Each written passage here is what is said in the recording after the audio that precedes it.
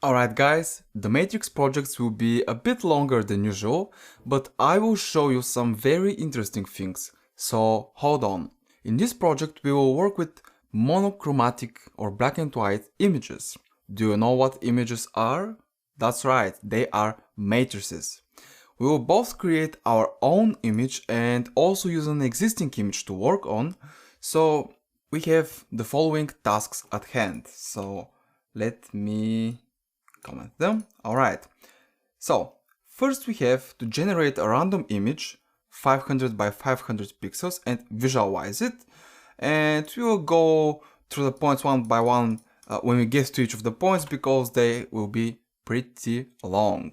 Now we will use the roundI function to generate our image. Images are represented by numbers between 0 and 255, where 0 is pure black and 255 is pure white. Everything in between is a gradient of the gray. So every pixel of the image has a different gradient of a given color.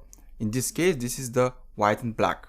So our black and white image will be roundI of 0 to 255. So these are the limits of our numbers that we're going to generate, because these are the values for the colors. Like I said, 0 is pure black and 255 is pure white. Everything in between that we get will be some form of gray color. Then we want to make the image to be 500 by 500 pixels. So every element in the matrix that we're going to generate is one single pixel. So if we have a 500 by 500 matrix, that will generate a 500 by 500 image. So 500 by 500. And there we have it. Now, in order to visualize this matrix that we are generating, we have to use the function called IMShow, and we have to give it this matrix, so black and white image. But of course, nothing is that easy, and we will need some extra steps. So let's first see what are we getting. Now let's run it, and as you can see down here, we get a 500 by 500 matrix. We also get some white image, and as you can see we have some tiny black dots here and there, but there is no gray. We only have white and black, and mostly white. This is because we have to convert the generated matrix into a grayscale image, and to do this we are going to use a function called mat to gray. So image to grayscale, mat to gray, and we have to give it the matrix along with the color range. So black and white image 0 to 55. Let's try again. We also have to use the newly generated matrix for the IMShow, so let's run it, and there we have it. As you can see, now we have an image. It's just like a TV when it has no signals. You just get some static noisy image. So as you can see here, now we have different gradients of the gray. We have black, we have white, we have everything in between pure black and pure white. So this is the image that we just generated. Now our first task is now completed.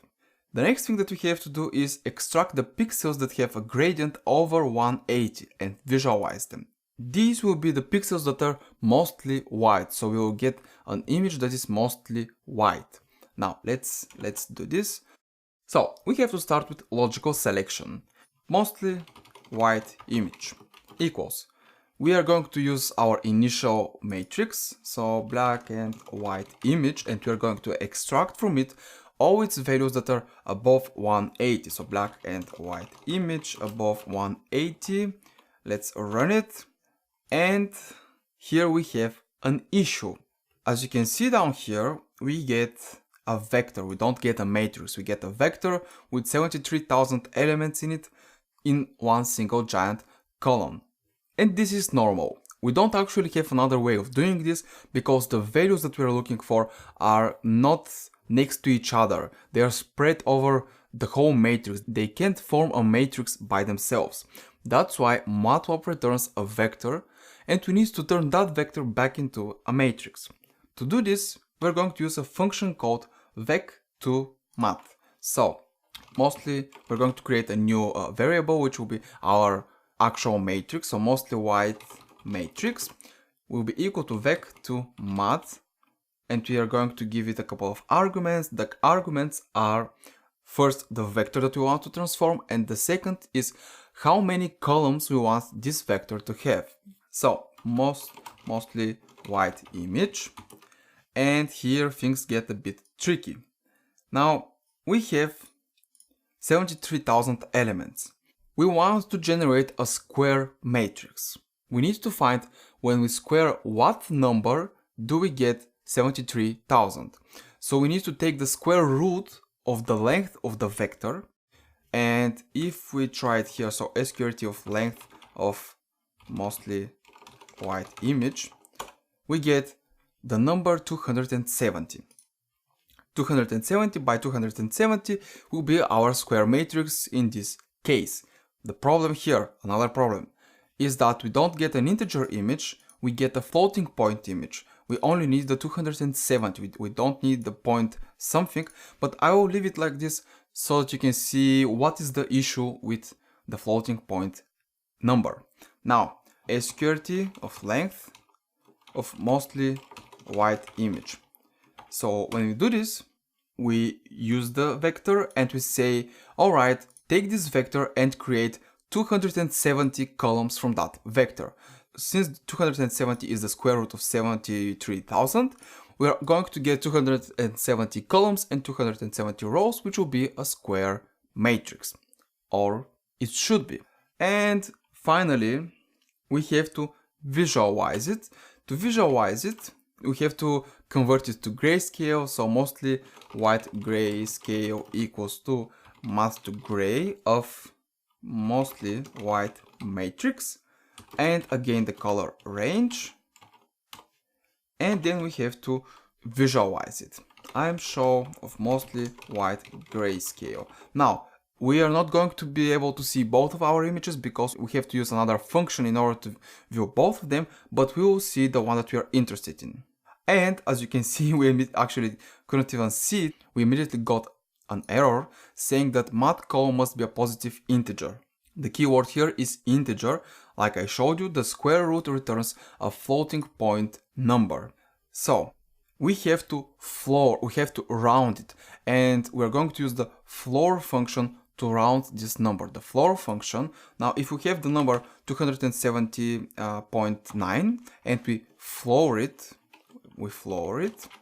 we will get 270. So the floor function rounds a given number down to the nearest integer down. We can also use sail, the function sail, from short for sailing, which will round it up.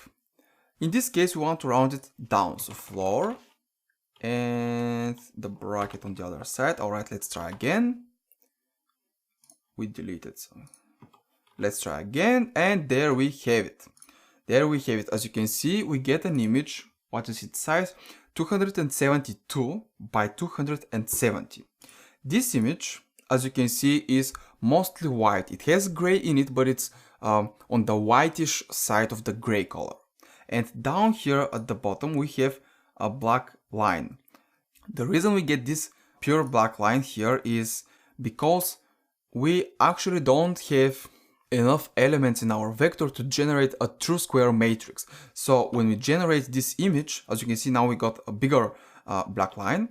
Our vector ends here, and in order to finish the generation of the matrix, MATLAB is adding zeros at the end of this row. So what we can do to fix this is we can delete the last row from that matrix, and we're going to do that before we convert it to grayscale. So we're going to say mostly white matrix equals to mostly, basically we are going to, let's run it again.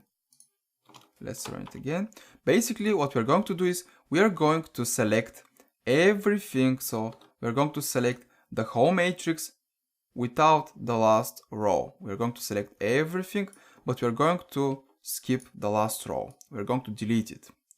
So let's finish it, mostly white matrix.